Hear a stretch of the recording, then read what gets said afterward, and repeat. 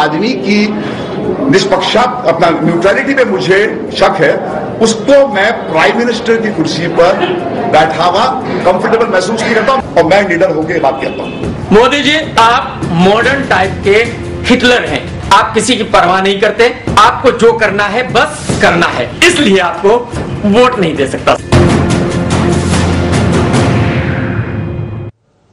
नमस्कार, मैं हूं सुरेश चौहान और आप देख रहे बिंदास बोल। बिंदास में हम एक ऐसा मुद्दा लेकर आए हैं जिस मुद्दे पर भारत जैसे लोकतांत्रिक देश में चर्चा होना जरूरी है। और ऐसे लोग जो कि आप मेरे पीछे देख रहे हैं, इनमें वो लोग हैं जिन लोगों ने कहा था कि अगर नरेंद्र मोदी प्रधानमंत्री बनते हैं तो हम देश को छोड़ देंगे।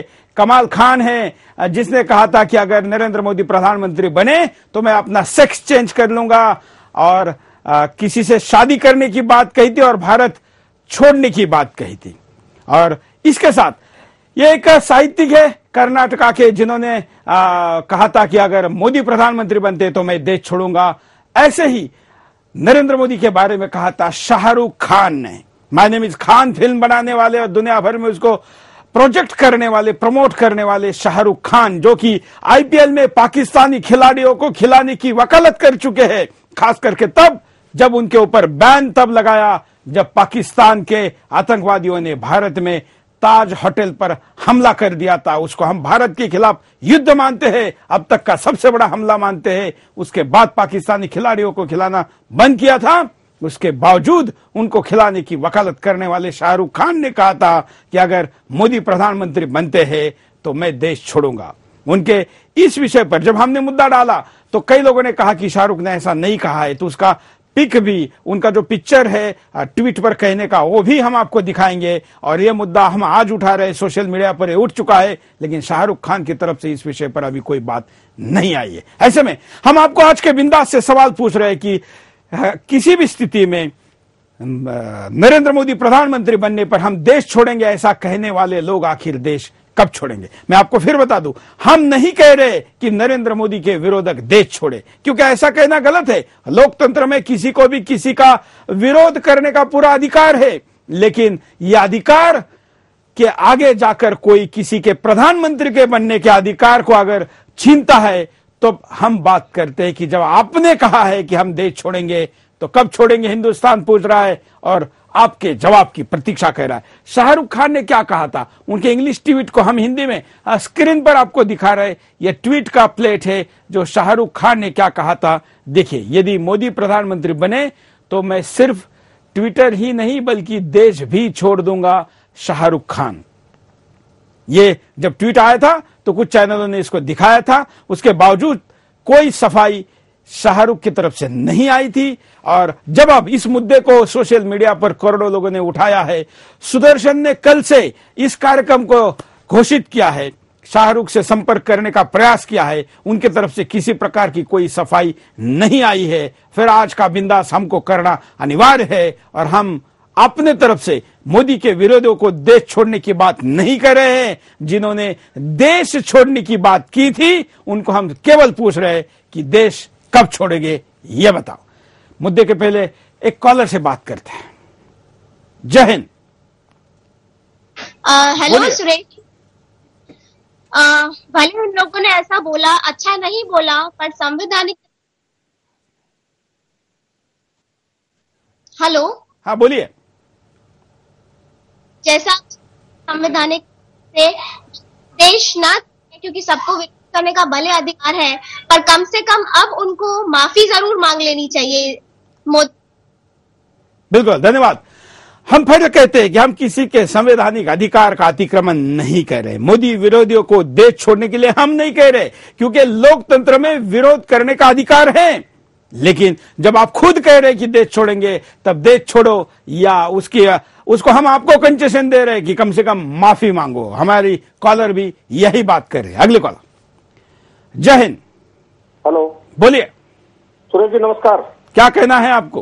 सुरेश जी, मैं आपको 6 दिन पहले बोला था इस बार नरेंद्र मोदी आएगा, उसको विष्णु वाणी नहीं रोक सकते। जो लोग ये बोलते हैं इनको इंडिया गवर्नमेंट ने बाहर निकाल देना चाहिए इंडिया से।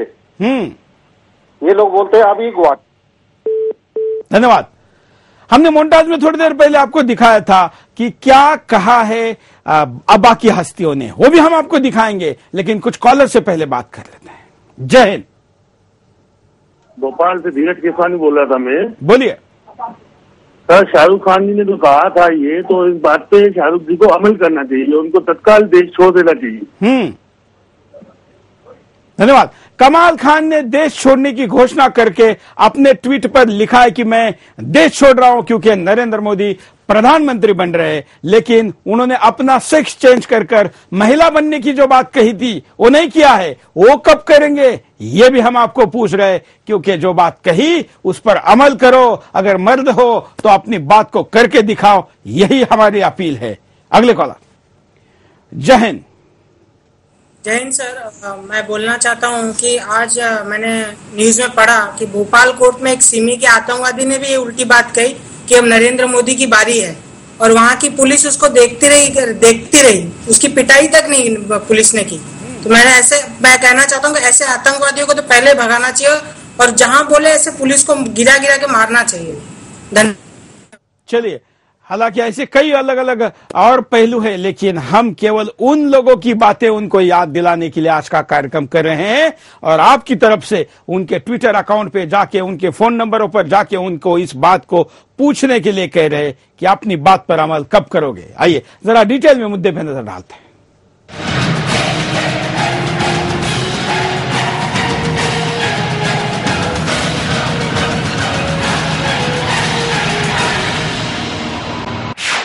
क्या शाहरुख खान मोदी से नफरत करते हैं?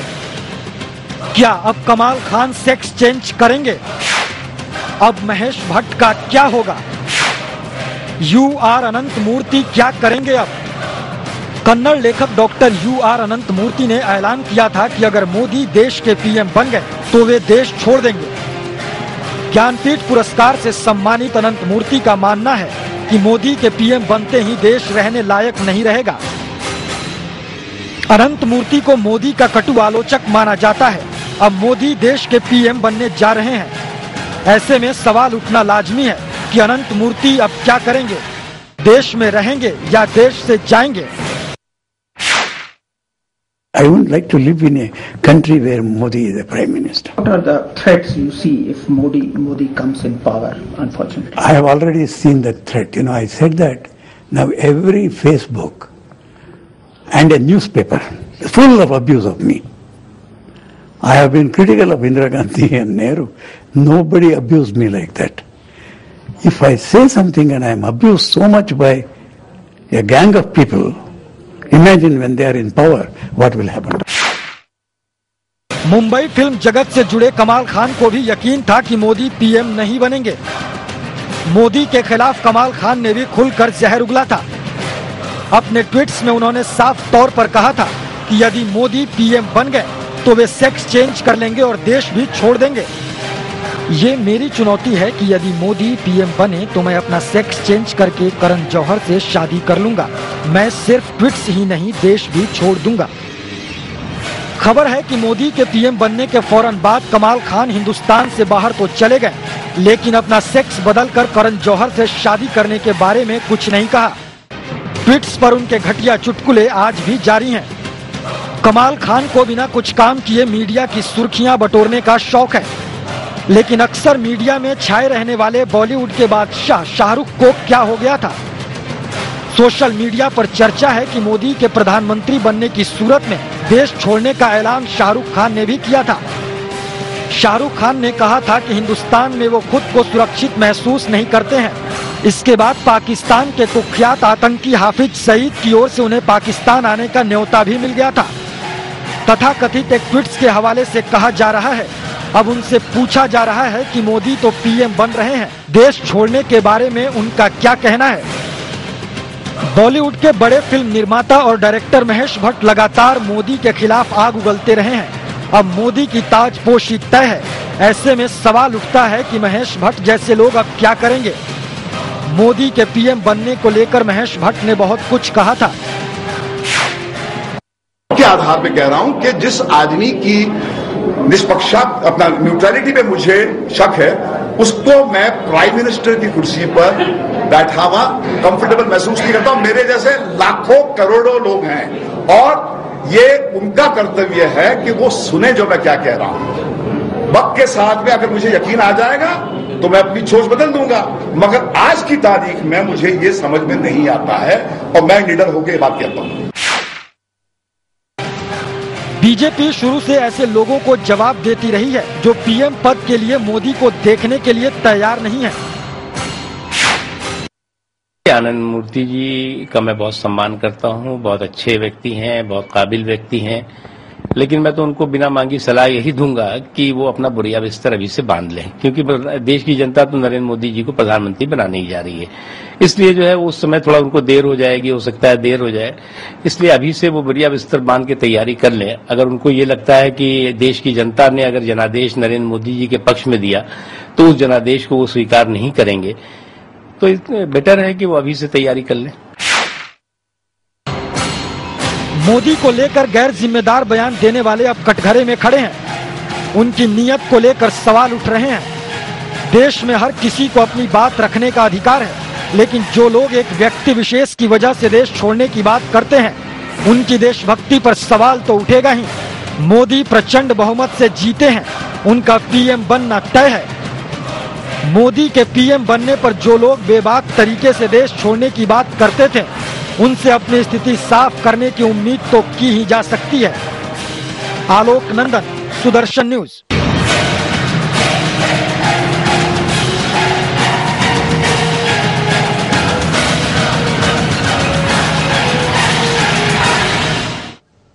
और थोड़ी देर बाद हम एक ऐसे व्यक्ति का वीडियो भी दिखाने वाले हैं जिसको सुदर्शन ने इतना दिखाया था कि आंध्र प्रदेश पुलिस को उसको अरेस्ट करना पड़ा था और लंदन भाग गया था, वापस आना पड़ा था, और अब तो उसकी हालत पतलून गीली होने वाला फोटो भी दिखाएंगे। लेकिन उसके पहले जरा शाहरुख, कमाल खान और महेश भट्ट को देख लेते हैं।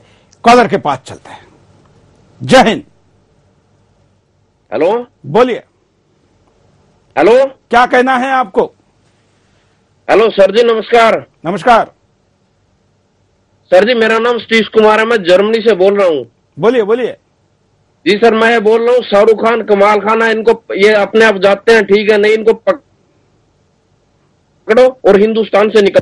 ये तो हिंदुस्तान के गद्दार हैं। अभी नरेंद्र मोदी जी हिंदुस्तान के पीएम आए हैं, अभी शायद मेरे ख्याल से हिंदुस्तान के अच्छे दिन आने लगे हैं। पहले एक था वो जूड़ी वाला पागल, उसको तो बोलना ही नहीं आता था, पता नहीं उसने हिंदी नहीं आती थी। चलिए, इनका कहना है कि अगर ये नहीं जाते हैं तो उनको उठाकर बाहर फेंकना चाहिए, लेकिन इनका स्वागत करने के लिए तो पाकिस्तान के तमाम बड़े आतंकी संगठन तैयार है और वो तो चैनलों पर खुलेआम उनको आमंत्रण भी दे रहे हैं। अगले कॉलर। जय हिंद। बोलिए। हाँ सुरेश जी, नमस्कार। नमस्कार। खान जो है ना, खान अपने। Hello hello. जय हिंद। हेलो, बोलिए। हाँ नमस्कार। बोलिए। हाँ, मैं ये आपसे ये पूछना चाहता हूँ, ये जो आप चैनल पे दिखा रहे हैं, आप श्री गिरिराज किशोर से भी ये बोलेंगे कि भैया प्रधानमंत्री नरेंद्र मोदी जीत गए हैं तो सारे के सारे जितने भी वो लोग बागों ने उन्होंने बोला था कि सब पाकिस्तान चले जाने चाहिए जो नरेंद्र मोदी के अगेंस्ट है, तो बिल्कुल बिल्कुल बिल्कुल आप लाइन पे बने रहिए। मैं आपको फिर कहता हूं कि हम गिरिराज के बयान से सहमत नहीं। उन्होंने कहा था विरोधक चले जाए, हम नहीं कह रहे, हम तो स्वागत करते विरोधक का। विरोधक चाहिए, लोकतंत्र में विरोधक होना चाहिए, लेकिन जिसने ये कहा है कि हम छोड़ेंगे, हम उनको पूछ रहे हैं। हेलो, अगर बात उठाइए तो पूरी बात भी करिए। अगले कॉलर से बात करते हैं। जय हिंद। क्या कहना है आपको? हेलो। हाँ सर नमस्कार, मैं चंडीगढ़ से बोल रहा हूँ, दिनेश पांडे। बोलिए दिनेश जी। सर, जैसे कमाल खान ने देश छोड़ के पाकिस्तान चले गए, वैसे इनको भी, शाहरुख खान को भी पाकिस्तान चले जाना चाहिए था। इन लोगों का इस देश से कोई मतलब नहीं है, कोई लेना देना नहीं है। जल्दी से जल्दी शाहरुख खान को पाकिस्तान छोड़ के चला, हमारा यही करना है सर। चलिए, वो कहा जाए ये तो उन्होंने नहीं बताया था, हम देश भी सजेस्ट नहीं कर रहे, लेकिन हिंदुस्तान तो छोड़े अगर कहा है तो। अगले कॉलर। जय हिंद। हेलो, बोलिए, क्या कहना है आपको? हाँ जी, मैं लंदन से बोल रहा हूँ। मुझे क्या कहना है, शाहरुख खान जो एक्टर है, हाँ, वो इस देश के ऊपर वो शाप की तरह है, क्योंकि वो ऐसा एक्टर है, उसे भारत देश पसंद नहीं है और उसके लोग भी पसंद नहीं उसे। हाँ, क्योंकि वो बयान ही ऐसा करता रहता है। हाँ, और सराम वो पाकिस्तान का भी वो फेवर करता रहता है, तो उसे तो भारत से निकाल ही देना चाहिए, जैसे दूसरे एक्टरों को पता चले कि ये सब दूसरी बार ना करे। धन्यवाद। अगले कॉलर के पास चलते हैं। जय हिंद। बोलिए, क्या कहना है आपको? सुरेश जी, जय हिंद। हाँ सर, पहली बात तो ये कहूँगा, आज ये आपने अच्छा टॉपिक रखा है। हाँ सर, ये पाकिस्तान की चंदागिरी शुरू से ही कर रहा है, क्योंकि चंदा उगाते हैं पाकिस्तान में कोई भी ट्रेजेडी होती है तो ये सबसे पहले वहाँ की सहायता करता है, और अपने उत्तराखंड में हुआ तब भी नहीं चाहिए। ये गद्दारी है, इसको देश छोड़ देना चाहिए और पाकिस्तान में बस जाना चाहिए। चलिए, धन्यवाद। अगले कॉलर के पास चलते हैं। जय हिंद। हेलो, बोलिए। हाँ सुरेश जी, नमस्कार जी।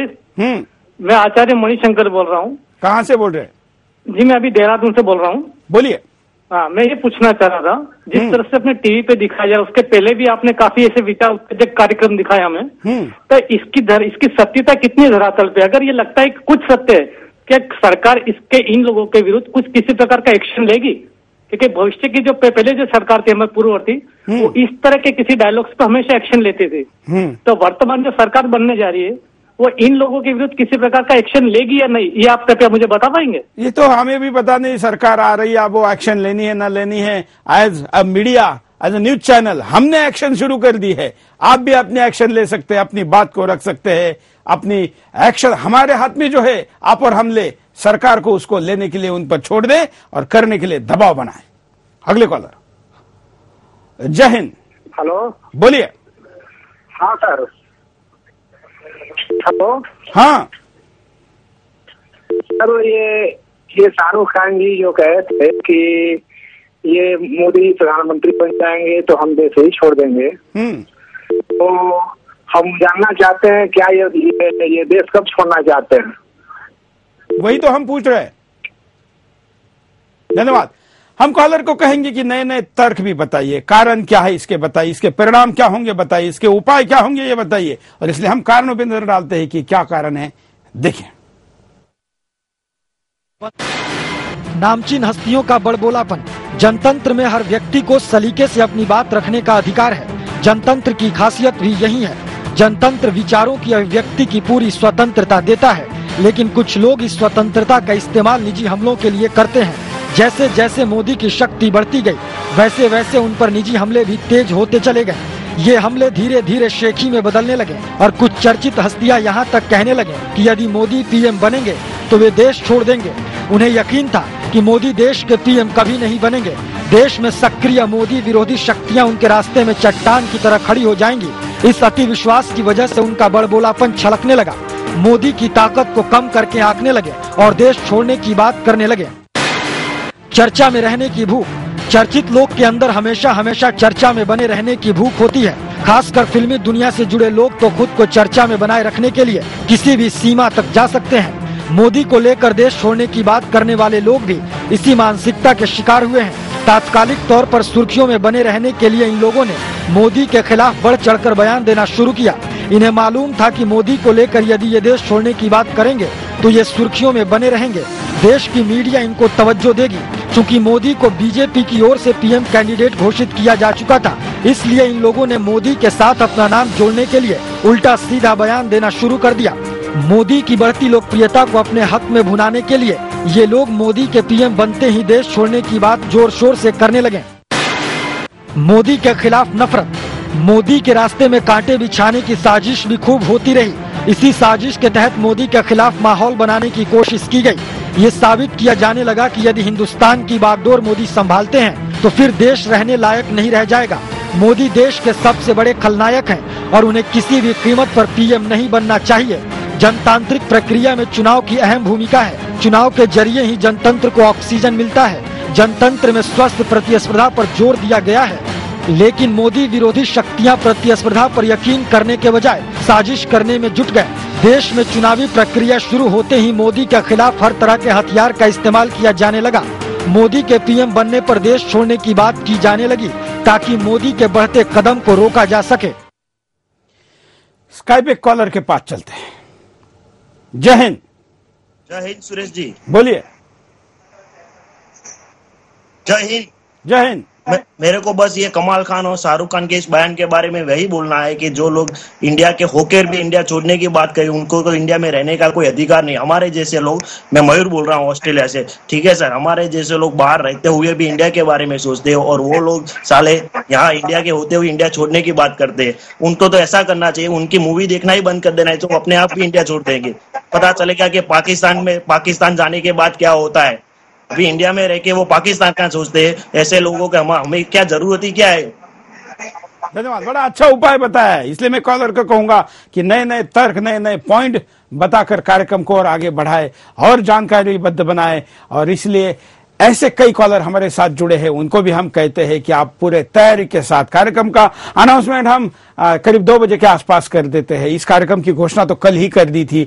ऐसे में आपके पास तैयारी का भी पूरा मौका रहता है। आप अपनी बात को हम तक फेसबुक के द्वारा भी पहुंचा सकते हैं। आइए रुकते एक छोटे से ब्रेक के लिए, ब्रेक के बाद दोबारा आएंगे। बिंदास बोल जा रही आदमी की निष्पक्षता, अपना न्यूट्रलिटी पे मुझे शक है, उसको मैं प्राइम मिनिस्टर की कुर्सी पर बैठा हुआ कंफर्टेबल महसूस नहीं करता और मैं लीडर होकर बात करता हूं। मोदी जी, आप मॉडर्न टाइप के हिटलर हैं। आप किसी की परवाह नहीं करते, आपको जो करना है बस करना है, इसलिए आपको वोट नहीं दे सकता। ब्रेक के बाद आपका एक बार फिर से स्वागत है। आप देख रहे हैं बिंदास बोल, और बिंदास में हमने आपके सामने मुद्दा लेकर आया तमाम ऐसे लोग जो अपने आप को सुर्खियों में बने रहने के लिए एक से बढ़कर एक ऐसे बयान देते थे, मोदी के खिलाफ बोलने की फैशन का फायदा उठाकर अपनी पॉपुलैरिटी गेन करते थे। या कुछ तो ऐसे थे जिनकी एक्टिंग की दुकान बंद हो गई थी, कमाल खान जैसे। उस दुकान को कम से कम एक वर्ग में, एक धर्म में या मोदी विरोध में चलाने के लिए वो मोदी के खिलाफ नारा देते थे। उन्होंने वोट देने की जो बात कही, उस पर हमको कोई आपत्ति नहीं है। किसको किसको वोट देना है, यह पूरी तरीके से संवैधानिक अधिकार है। आप वोट दे या ना दे, विरोध में वोट दे या आप नोटा दबाए तो भी चलेगा। लेकिन अगर आपने कहा है कि आप मोदी के प्रधानमंत्री बनने पर देश छोड़ेंगे, तो फिर आपका पुरुषार्थ और मर्दानगी हमको देखनी है। कॉलर के पास चलते हैं। जय हिंद। हेलो, बोलिए। हेलो, क्या कहना है आपको? हाँ, सुरेश जी जय हिंद। हाँ, मुझे ये शाहरुख खान जी को अगर टिकट है तो हम टिकट की व्यवस्था कर दे रहे हैं। हम अपने पैसे से मुंबई से बोल रहे हैं। हाँ। और रही बात, अभी आपके कॉलर थे वो गिरिराज जी के बयान पे बोल रहे थे, तो उनसे हम कहना चाहेंगे कि गिरिराज के बयान का कोई समर्थक नहीं करता है और वो सुदर्शन न्यूज के ऊपर आरोप ना दे कि वो सुदर्शन न्यूज कुछ आरोप लगा रहे शाहरुख खान के ऊपर। ये शाहरुख खान ने खुद किया है और उनको झेलना पड़ेगा, या तो मोदी जी से माफी मांगे सार्वजनिक रूप से, नहीं तो उनको देश छोड़ के जाना चाहिए। बिल्कुल। और हमने 24 घंटे का टाइम भी दिया था शाहरुख की तरफ से किसी प्रतिक्रिया के आने का, लेकिन अभी तक नहीं आया है। और अब हम इस मुद्दे को छोड़ेंगे नहीं, बिंदास बोल में नहीं, हम इसको खबरों में भी बनाए रखेंगे। और मोदी के शपथ ग्रहण के बाद इस एपिसोड को दोबारा चलाएंगे या नया एपिसोड करेंगे, लेकिन शाहरुख की प्रतिक्रिया हम मांगेंगे। माफी मांगो या देश छोड़ो। अगले कॉलर। माफी मांगनी चाहिए, नहीं तो 150 करोड़ जनता है ना जो 125 करोड़ जितनी भी है, इसको वैसे ही मार के भगा देंगे हम। नहीं तो मोदी से माफी मांगे। चलिए, कानून हाथ में लेने की जरूरत नहीं। ये तो कानून को मानने वाले होते तो यही गैर कानूनी बात नहीं करते। इनका तो उपाय है, इनके फिल्में देखना बंद करो। इनके ट्विटर पर अगर आप इनके फॉलोअर है, फेसबुक पर अगर फॉलोअर है, सोशल मीडिया के अन्य किसी सोर्सेस पे आप इनको लाइक करते तो डिसलाइक करिए, वहां पर अपनी कमेंट छोड़कर लाइक करिए। ये इनकी लोकप्रियता घटाने का सबसे आसान साधन है। अगले कॉलर। जय हिंद। नरेंद्र सिसोदिया बोल रहा हूँ मैं। हाँ, दिल्ली से।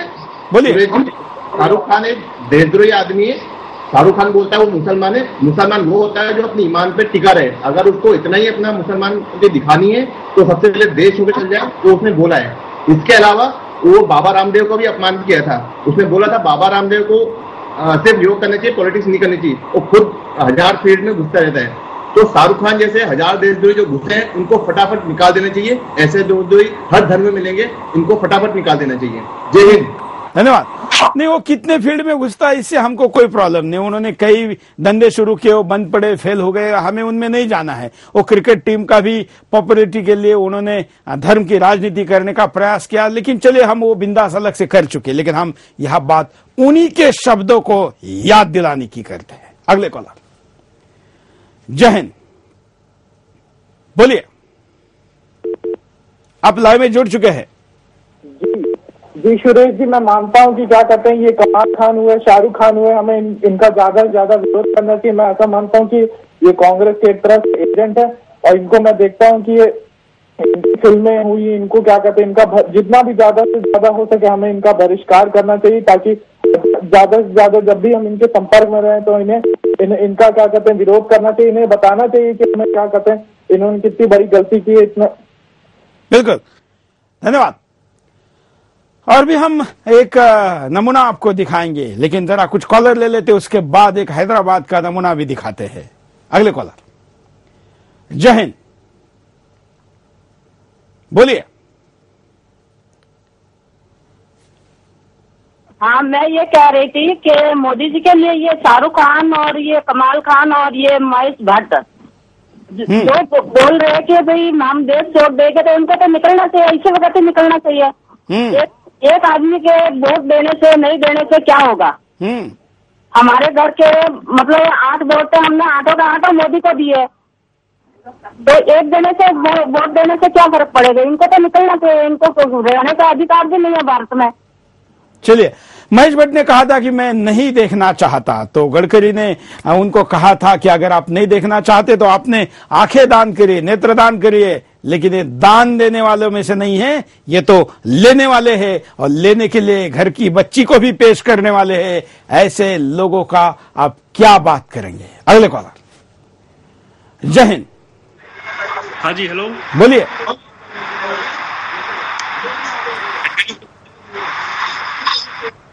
आप लाइव में जुड़े हैं, बोलिए। बोलिए सर, कंटिन्यू बोलिए। हेलो, जय हिंद। हाँ सर, मैं 2 चीज कहना चाहता हूँ। एक तो पहली बात, जो जिसने भी कहा है कि वो देश छोड़ देगा, अगर वो मर दे तो उस बात पे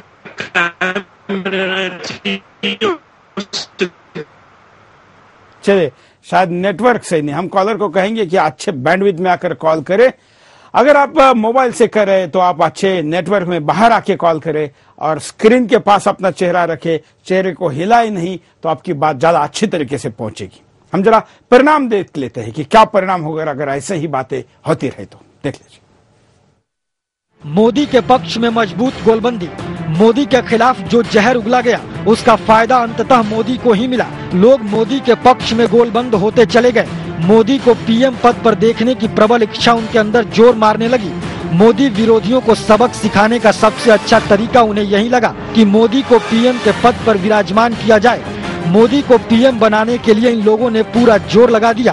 पूरा देश मोदी के पक्ष में खड़ा हो गया। पूरे देश में मोदी को लेकर एक सुनामी चलने लगी और मोदी के रास्ते में आने वाले हर कील और कांटे उखड़ते चले गए। कुल मिलाकर कहा जा सकता है कि मोदी के पक्ष में अभूतपूर्व वोटिंग हुई। राजस्थान और छत्तीसगढ़ समेत कई राज्यों में तो विरोधियों का सुपड़ा ही साफ हो गया। राष्ट्रवादी भावना का उदय। देश की राजनीति में मोदी राष्ट्रवाद के प्रतीक बनकर उभरे। यूपीए सरकार के घपलों और घोटालों से पूरा देश त्रस्त था। मोदी में लोगों को एक नई शक्ति का एहसास हुआ। जब पीएम पद से मोदी को दूर रखने की कवायद तेज हुई है और उन पर व्यक्तिगत हमले होने लगे, तो राष्ट्रवादी शक्तियां भी उफान मारने लगी। अब की बार मोदी सरकार का नारा घर घर में गूंजने लगा। राष्ट्रवादी लहर ने पूरे देश को अपनी चपेट में ले लिया। राष्ट्र उत्थान के गीत गाए जाने लगे। वंदे मातरम की गूंज चारों ओर सुनाई देने लगी। जो लोग राजनीति को लेकर उदासीन हो गए थे, उनके अंदर भी राष्ट्रवाद का जज्बा पैदा हुआ। मोदी के खिलाफ नफरत फैलाने की तमाम कोशिशों को धराशायी करते हुए प्रचंड राष्ट्रवादी लहर ने मोदी को पूर्ण बहुमत से सत्ता में ला दिया। मोदी विरोधी पार्टियों का सफाया। मोदी विरोधी देश की तमाम बड़ी पार्टियों का इस चुनाव में लगभग पूरी तरह से सफाया हो गया।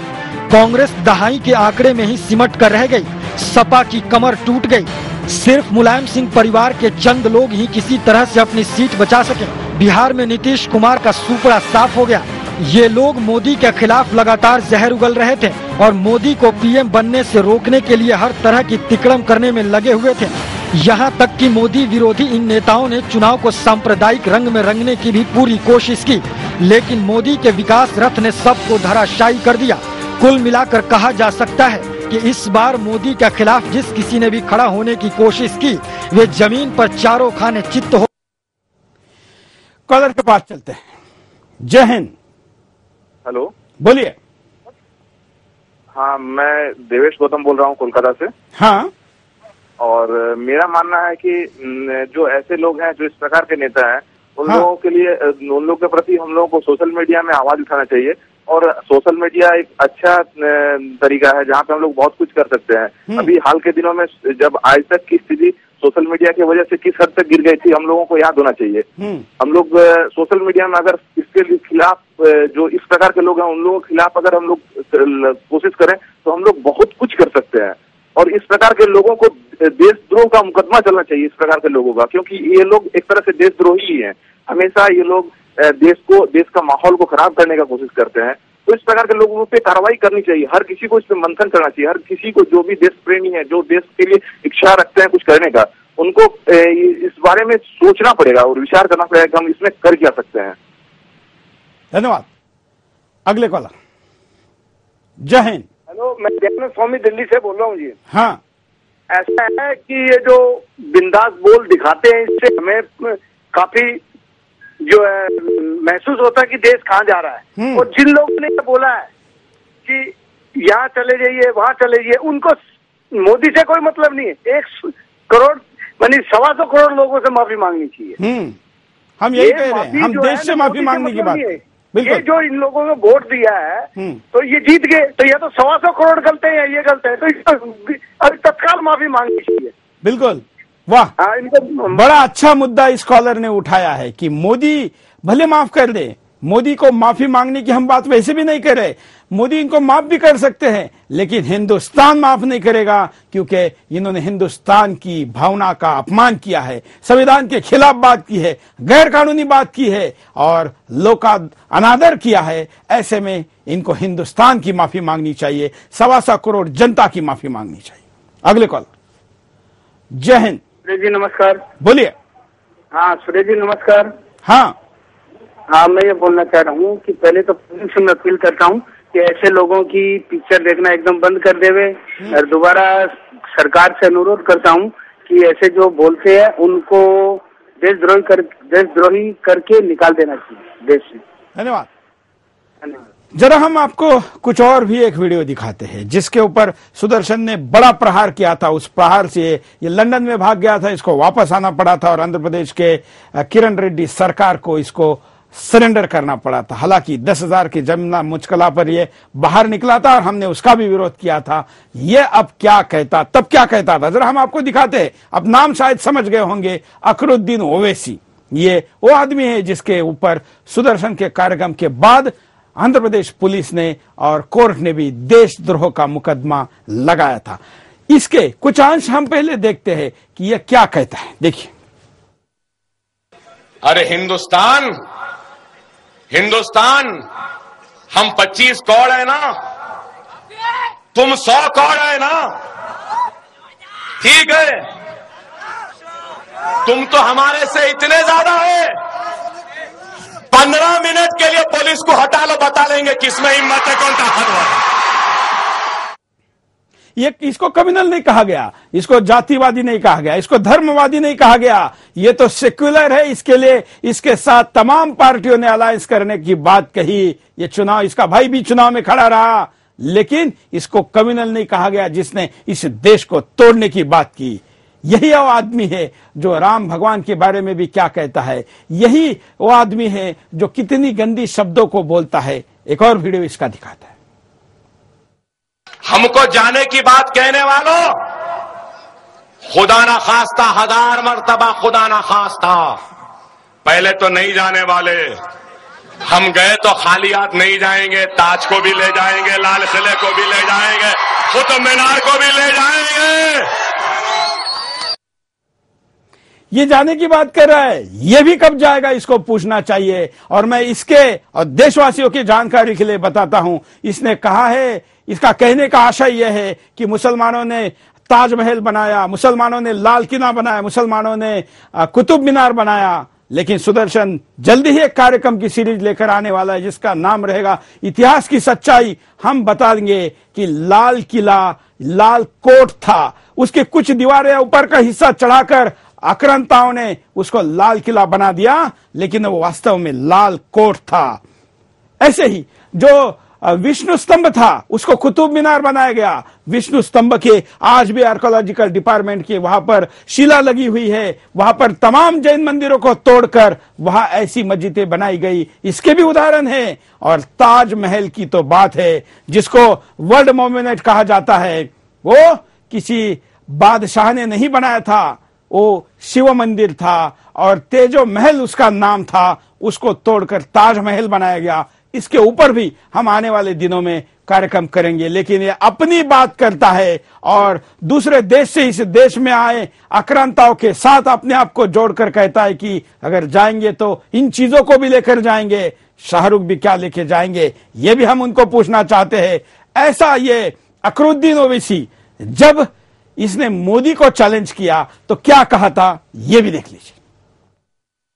ऐसे मोदियां बहुत आए, बहुत चले गए।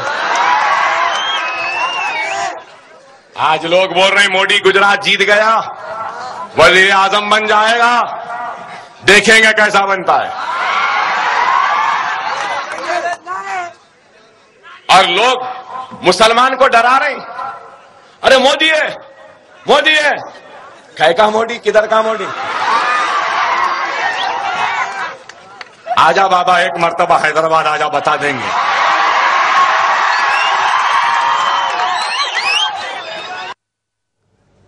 और इसके बाद हैदराबाद भी गए थे। उस हैदराबाद के विजुअल भी आपको शायद पता होंगे कि वहां पर मोदी का क्या स्वागत हुआ था, कितने लोग आए थे। और इसका हालांकि मोदी ने नाम ले लिया। हमको मोदी ने क्या कहा, मोदी इनके बारे में क्या सोचते, इससे हमें मतलब नहीं है। हमें मतलब है कि देश में ऐसे देशद्रोह की भाषा करने वाले लोग रहते हैं और खुलेआम घूमते हैं। और फिर भी हम इस आजाद हिंदुस्तान में जिनको आजाद कहना चाहिए उनको नहीं। यह हैदराबाद के विजुअल है।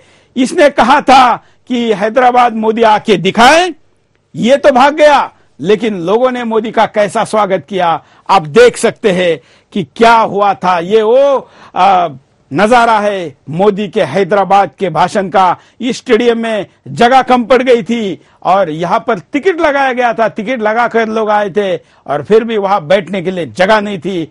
और ये खुद उस दिन हैदराबाद से भाग गया था। इसने मोदी को हैदराबाद आने के लिए क्या चैलेंज दिया, ये आपने सुना। ऐसे ही और भी हम वीडियो आपको दिखाएंगे, लेकिन रुकते एक छोटे से ब्रेक के लिए। ब्रेक के बाद दोबारा आएंगे बिंदास बोल चाहे।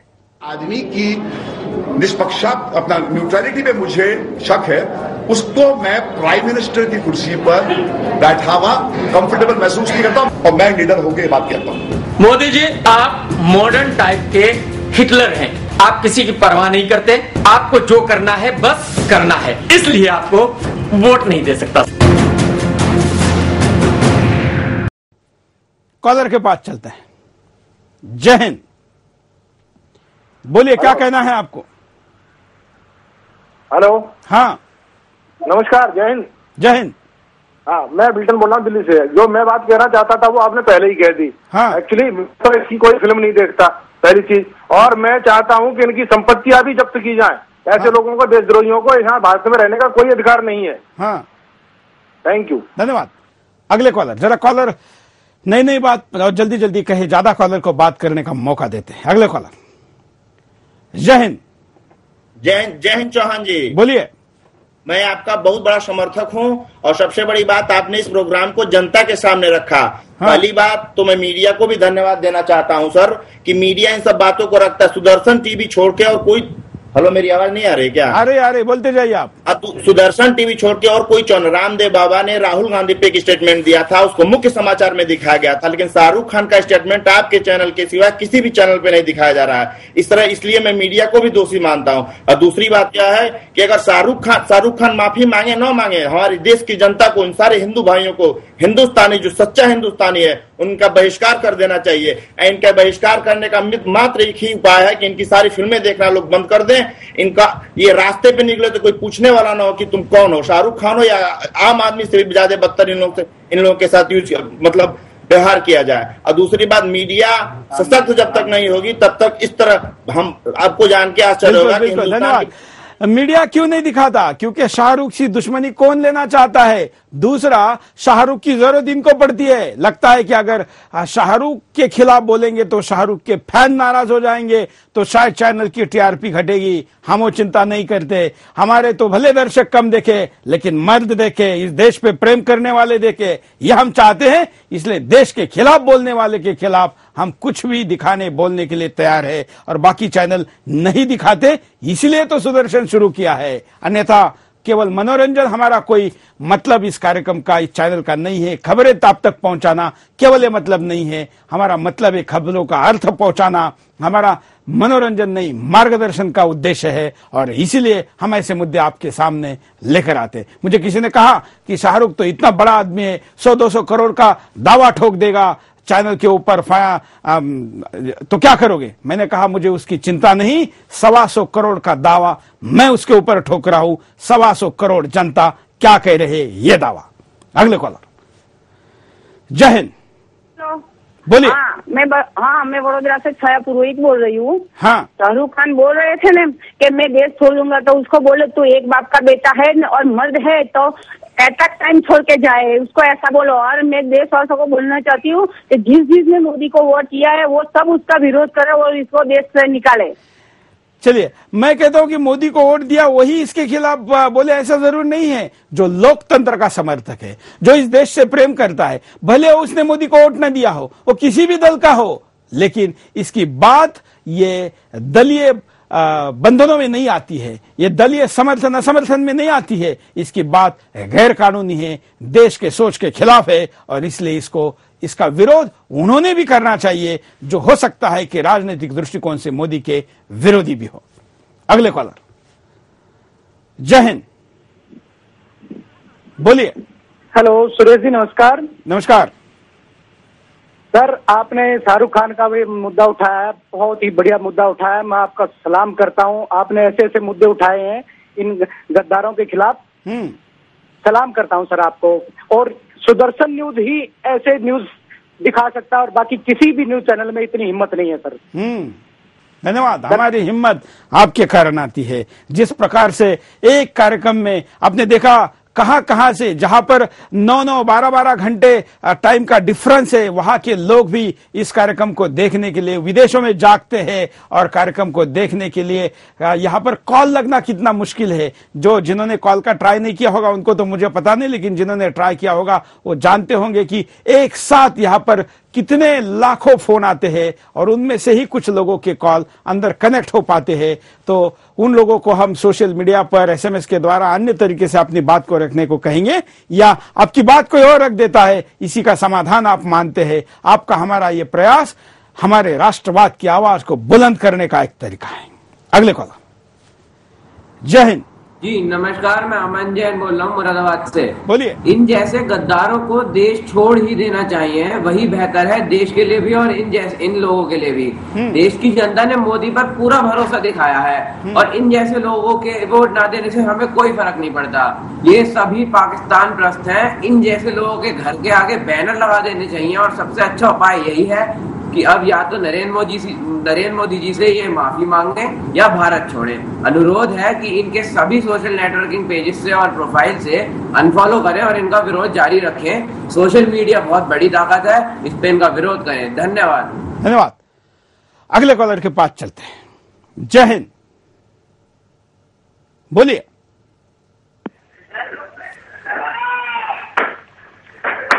चलिए, हम आपको ओवैसी का बयान दोबारा दिखाते हैं, क्योंकि बहुत लोग इस बयान ब्रेक के दौरान ये डिमांड कर रहे हैं कि ओवैसी के बयान को दोबारा दिखाया जाए। तो मोदी के खिलाफ ओवैसी ने क्या कहा था, देखिए। ऐसे मोदियां बहुत आए, बहुत चले गए। आज लोग बोल रहे हैं मोदी गुजरात जीत गया, वजीर आजम बन जाएगा, देखेंगे कैसा बनता है। और लोग मुसलमान को डरा रहे। अरे मोदी है, मोदी है, कै का मोदी, किधर का मोदी? आजा बाबा, एक मर्तबा हैदराबाद आजा, बता देंगे।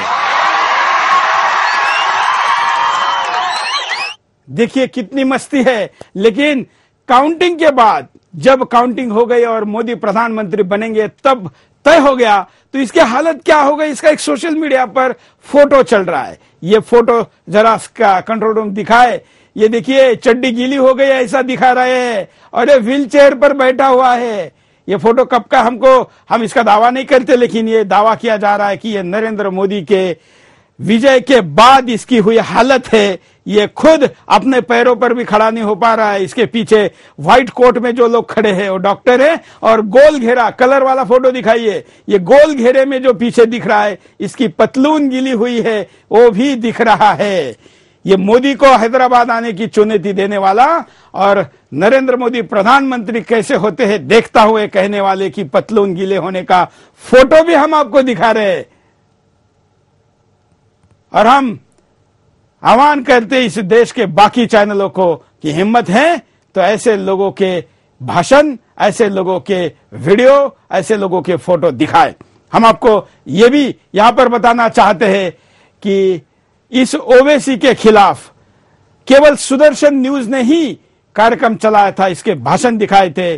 सुदर्शन छोड़ के इस देश के किसी भी चैनल ने इसके भाषण दिखाने की हिम्मत नहीं की थी। उसी का परिणाम हुआ कि ये लंदन से इसको वापस आना पड़ा, क्योंकि आंध्र प्रदेश सरकार ने तय किया कि अगर ये वापस नहीं आए तो इसके खिलाफ जब्ती की कार्रवाई की जाएगी।